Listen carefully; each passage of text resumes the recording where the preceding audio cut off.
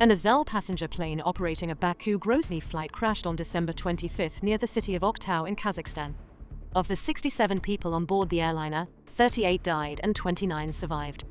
The Chechen authorities announced yesterday that, on the instructions of Ramzan Kadyrov, they are ready to provide financial and other assistance to all the families of the dead and injured.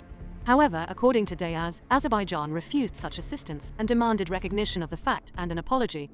Political analyst and member of the National Assembly of Azerbaijan, Rasim Musabayov, shared his insight on this to Baku TV. Azerbaijan's expectation from Russia is not limited to receiving formal apologies and expressing regret. We have the right to expect clarifications from Russia. For example, why wasn't the Grozny airport closed?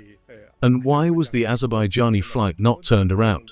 It was possible to send it back to Baku. Why? If there was already such a situation at the Grozny airport, was the plane not diverted to a neighboring airport, such as Nauchik or Makhachkala?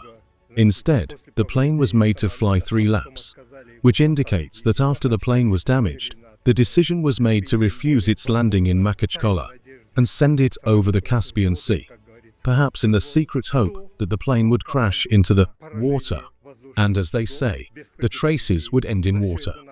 Who gave the command to destroy the aircraft without warning? All of this must eventually be answered, and these questions must be addressed.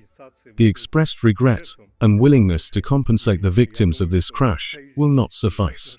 I believe that our allied relations with Russia are not a reason to turn a blind eye to such matters, but rather to expect an honest and, shall I say, responsible attitude towards such incidents.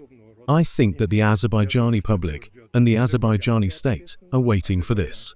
However, I believe that this situation is being closely monitored, not only in Ukraine or the West, where Russia is portrayed as a monster that disregards international law and its state obligations.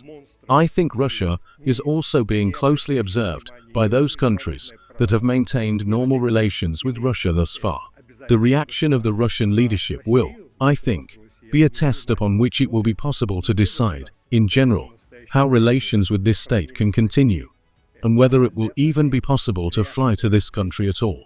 Thus, I believe that upon mature reflection, the Russian leadership will have to demonstrate responsibility and integrity in this matter, consistent with both the letter and the spirit of our interstate relations. I remind you that Azerbaijan and Russia are linked by allied cooperation. In this regard, honesty is paramount. Здесь нужно быть честным.